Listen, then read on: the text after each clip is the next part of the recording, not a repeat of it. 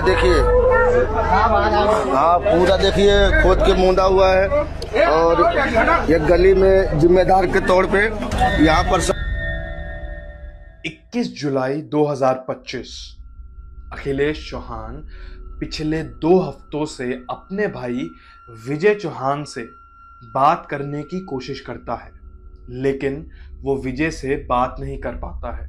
कुछ भी ना पता चलने की वजह से वो फौरन ही विजय के घर नाला सुपारा, जो कि मुंबई में पड़ता है, वहां पर फौरन पहुंच जाता है, लेकिन उसे वहां भी उसकी कोई खबर नहीं मिलती है।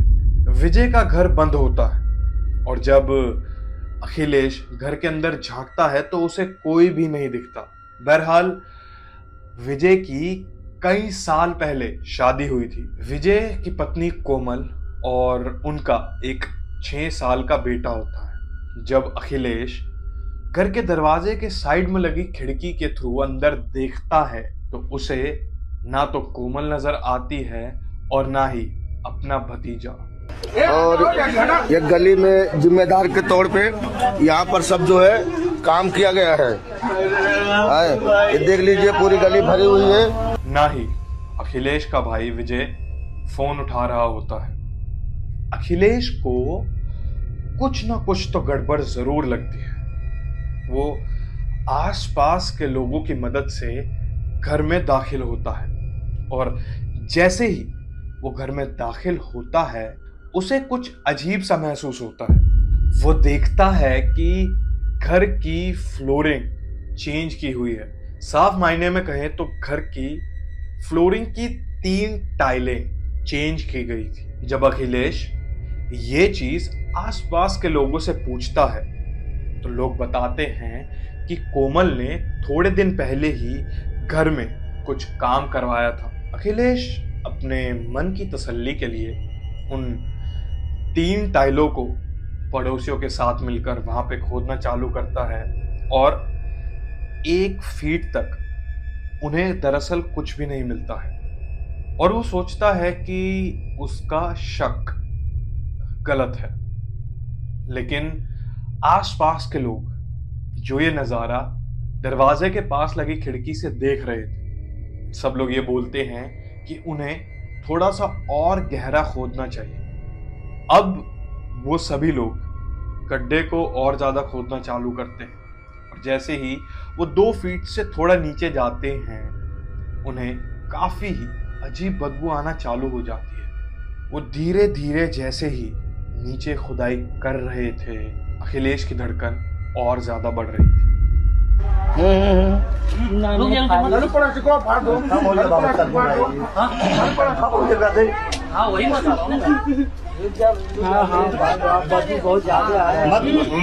मत बोला भैया। ये देखिए विजय की जो है जैसे ही वो 2 फीट से नीचे पहुंचते हैं उन्हें एक पन्नी मिलती है और उस पन्नी में लिपटी हुई थी अखिलेश के भाई विजय की लाश। ये चीज कंफर्म हो जाती है कि अखिलेश के भाई विजय को किसी ने उसी के घर में मार कर उसी के घर के नीचे दफना दिया था। लेकिन सवाल आता है आखिर क्यों? ये कहानी हूबहू दृश्यम फिल्म जैसी लगती है, जहां पर अजय देवगन का कैरेक्टर एक बॉडी को अंडर कंस्ट्रक्शन पुलिस स्टेशन के नीचे दफना देता है। दरअसल ये केस भी आजकल चल रहे हस्बैंड किलिंग केस के ट्रेंड को ही फॉलो करता है, जहां पर कोमल ने अपने लवर के साथ मिलकर अपने ही पति विजय को मारकर अपने ही घर के नीचे दफना दिया। लेकिन कहानी की शुरुआत हुई तो आखिर हुई कहां से? कोमल और विजय का एक हंसता खेलता परिवार था। कोमल और विजय मुंबई के नाला सुपारा में रहा करते थे। नाला सुपारा वो जगह है जहां पर मिडिल क्लास और लोअर मिडिल क्लास के लोग आपस में रहते हैं और इन्हीं परिवारों में से एक परिवार था विजय और कोमल का। बहरहाल कोमल की नजर उसी के 20 साल के पड़ोसी मोनू शर्मा पर पड़ती है, जो कि आईटी की पढ़ाई कर रहा था। धीरे धीरे ये मुलाकात कब प्यार में बदल जाती है और कब ये दोनों हद से आगे बढ़ जाते हैं, ये किसी को पता ही नहीं चलता। मोनू शर्मा कोमल चौहान से तब मिलने आया करता था जब विजय चौहान घर पर नहीं हुआ करता था। वो लोग इस चीज का काफी अच्छे से ध्यान रखते थे कि विजय उन्हें कहीं पकड़ ना ले।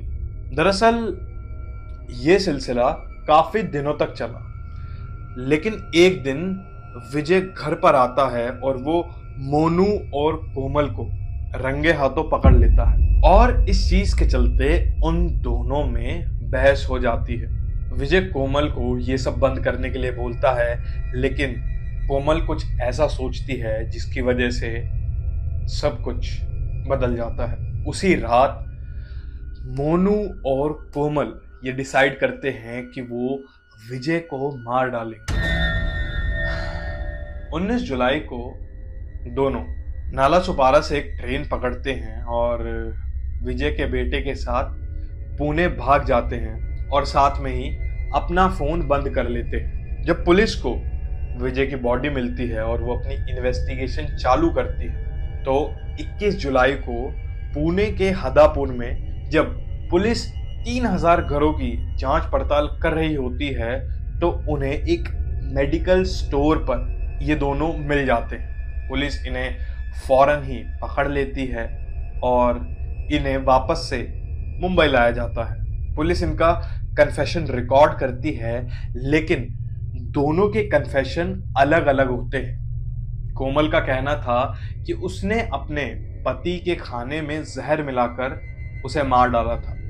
वहीं मोनू का ये कहना था कि उसने बातचीत के दौरान विजय का गला दबा दिया, जिसकी वजह से विजय की मौत हो गई। एक चीज तो साफ नजर आ रही थी कि दोनों एक दूसरे को बचाने की कोशिश कर रहे थे, लेकिन एविडेंस से ये पता लग रहा था कि केस में दोनों इन्वॉल्व थे। वसई कोर्ट ने दोनों को मर्डर, कॉन्स्पिरेसी और एविडेंस डिस्ट्रक्शन के तहत सजा सुनाई, जहां पर कोमल और मोनू को 302, 201 और 120 बी के तहत आजीवन कारावास की सजा सुनाई गई। वहीं पर विजय के बेटे की कस्टडी उसके भाइयों को सौंप दी गई।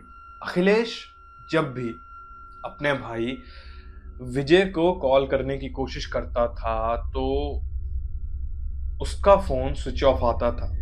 अपने भाई से बात करने के लिए वो अपनी भाभी को कॉल मिलाता था, लेकिन कोमल हर बार उसे ये बहाना देती थी कि विजय काम के सिलसिले में बाहर गया हुआ है। लेकिन जब अखिलेश के सब्र का बांध टूटा तो एक ऐसी सच्चाई सामने आई जिसने दो परिवारों को खत्म कर दिया। जिस समय सोनम रघुवंशी, मुस्कान रस्तोगी जैसे केस अपने टॉप पर थे और न्यूज में आग पकड़ रहे थे, उसी समय कोमल और मोनू ने इस क्राइम को अंजाम दिया और सोचा कि उन्हें कोई भी पकड़ नहीं पाएगा। लेकिन सच्चाई चाहे कितनी भी नीचे दफन क्यों ना हो, एक न एक दिन बाहर जरूर आ ही जाती है किसी ना किसी तरीके से। और इसी के साथ हम ये केस यहीं पर खत्म करते हैं और आप देख रहे थे विजय चौहान का मर्डर केस। हम मिलते हैं आपसे एक ऐसे ही खौफनाक केस के साथ। तब तक के लिए धन्यवाद।